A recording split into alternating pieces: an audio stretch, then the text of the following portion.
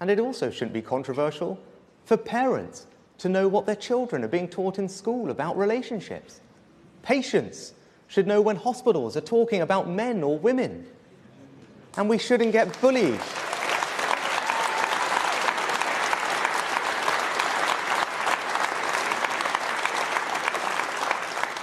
And we shouldn't get bullied into believing that people can be any sex they want to be. They can't. A man is a man and a woman is a woman. That's just common sense.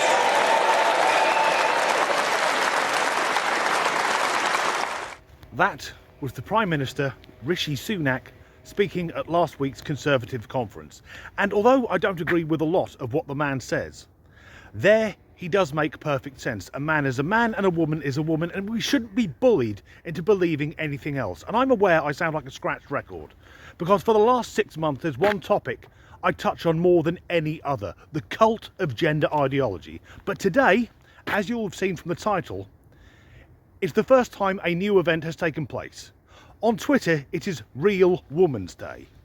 And rather than me explain it, I have a clip of the woman who's organised it, the former competitive swimmer who had to go up against the transgender cheat, Leah Thomas, and now prominent women's rights activist, Riley Gaines. So a few months ago during Women's History Month, I noticed a common theme. And that theme was that in places where we were supposed to be honoring trailblazing women, we were honoring men who were claiming the identity of a woman. Like ESPN, for example. They had an entire segment honoring Leah Thomas during Women's History Month where they honored his persistence and triumph through adversity and what his national title in the 500 freestyle means and how he's a pioneer for women's sports. Here's just a little refresher. She competed amidst criticism from the swimming community, competitors, and teammates. She said she hopes her persistence serves a larger purpose. ESPN is not the only one. This is who Hershey's had showcasing their Her-She's bar. A man. So this is when I started to think to myself, we need a day to honor real women. You know, women with XX chromosomes. So after thinking and brainstorming, I have now declared October 10th as Real Women's Day. Now why October 10th? October 10th is the 10th day of the 10th month, which in Roman numerals is XX. And if you took 5th grade biology, then you know XX is the female chromosomes. You know how you can declare a day a national holiday? Like there's probably like a National Pizza Day or something? I had gone through all the websites and publications to declare October 10th Real Women's Day, but every single one of them declined it because they said it was too controversial. So I'm asking you and encouraging you to stand with me and all other real women on October 10th and recognizing this day as Real Women's Day. So that makes sense. During Women's History Month, accolades intended for females were stolen by biological males, LARPing as women. So why not have a day dedicated to real women? And a word of warning, today I'm not going to be pulling any of my punches and there'll be a lot less jokes. Today I'll be airing my true opinions. Something that's been going on for a while now is the Let Women Speak movement. This mainly takes place in the UK, but I've seen it in Australia and in Ireland. And it's self-explanatory. Let women speak. Let women speak on their own issues, on why they don't want to share spaces with biological men and have their awards stolen from them. And last weekend, a Let Women Speak event took place in Liverpool, and if I'd known I would have gone because it's only about an hour and a half from me. But every one of these events draws the same problematic people.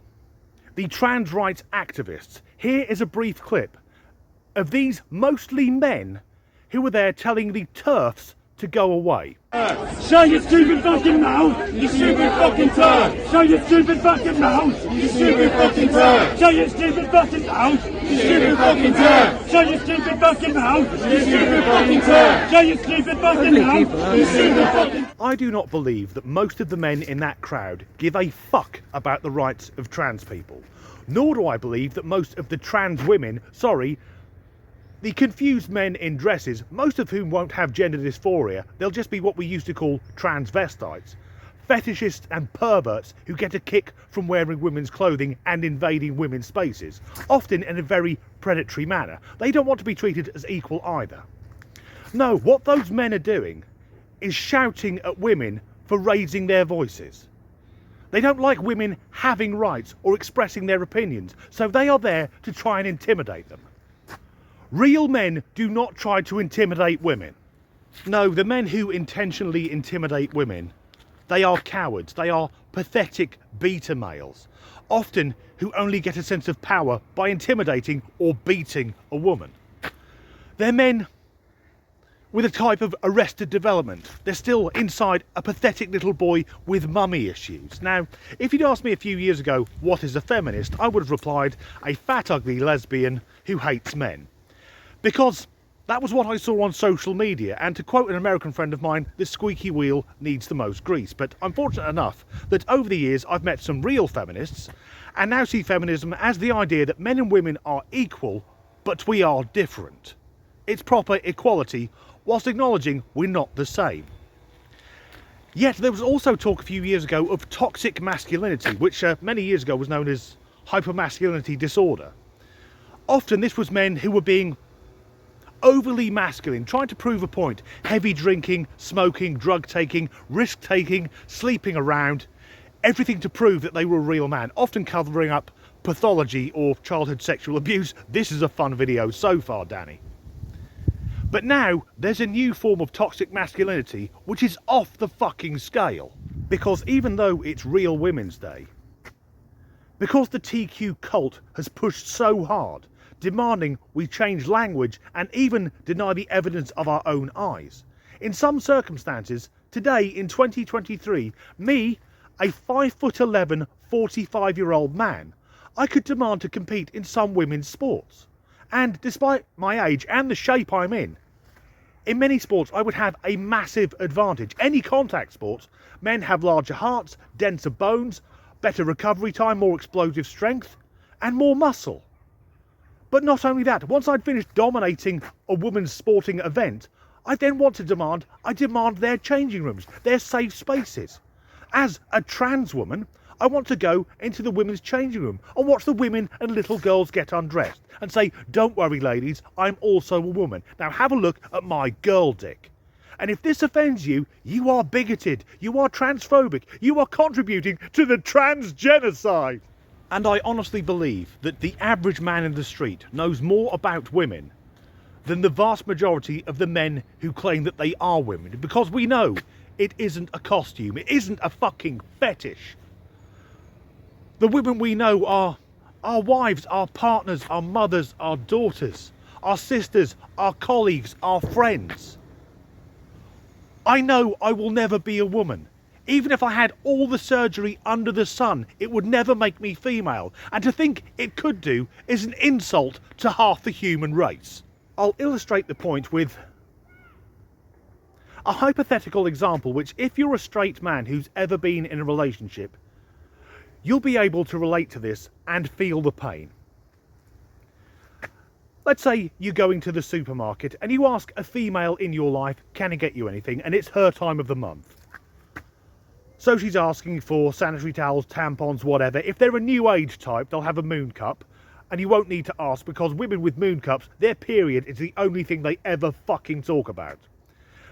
But you get to the supermarket, you pick up the sanitary items which you'll hide under something else in your shopping basket, and then scan desperately looking for a man on one of the tills. Because he'll know what you're going through, but today that's not the case. So you stand there as the conveyor's going round, loading your shopping basket on, and you could be having the most in-depth, rich conversation with the woman on the till, but the second she touches that box of tampons, it's like you're on a different planet. You have to break eye contact. Whereas a member of the TQ cult doesn't even need to know a female. They'll be making a documentary they can stick on fucking TikTok. From the moment they leave the house, to buying the tampons, to talking to the cashier going, look, tampons, I'm a trans woman, but trans women are real women, affirm me, and now I'm going to go to a schoolyard and hand them out to the teenage girls, and they wonder why we think they're fucking perverts. And I'm so glad that over the last few months, so many women are pushing back against this utter bullshit. Because trans women are not real women. And if you're watching this and you're trans, provided you're not trying to push that bullshit onto everyone else, I wish you the best life you can possibly have. But please speak up against the toxic members of your own community trying to brainwash the rest of us. And it was never an issue until the TQ cult made it an issue. Until so many trans women took to social media to proclaim they're better than biological women. Men in dresses, no, you are not. You are at best bad copies. And stop demanding that straight men and lesbians find you attractive. Straight men are attracted to women. Lesbians are attracted to women. Your bone structure gives it away. And more than that, if you've still got a dick, we know you're men. So let me be clear on Real Women's Day. If you're a trans woman and you want to compete in women's sport, where you will have a massive advantage, you are an evil fucking bastard. If you're a trans woman and you want to use female-only spaces, and bear in mind that the average man, which is what a trans woman is stronger than 97.5% of the female population. And also, trans women are far more likely to be sex offenders. If you want to go into that space with that level of intimidation, you are an evil fucking bastard. And if you're a trans woman who demands we change the language to dehumanise women, to make them birthers and breastfeeders and bleeders, to make you feel better about yourself, you, sir, are an evil, misogynistic fucking bastard. And if you're watching this and you're a woman, a real woman, if your name's Brian but you're wearing a miniskirt, this doesn't apply to you. If you feel in recent years language is erasing you from society, or that your rights are being eroded, not only by politicians but by the TQ cult, who want to drag you back to before the suffragette movement, please know that most ordinary decent men are with you on this. And now, as more women are speaking up, we can lend our support more vocally. And finally, for any outraged members of the TQ cult who are watching this on Real Women's Day, who should really shut the fuck up just for once, I'm going to let you into a secret. When I was a much younger man, if we saw a man wearing a dress, we'd laugh at him. And now in 2023, we still do. Everyone else, as ever, thanks for watching.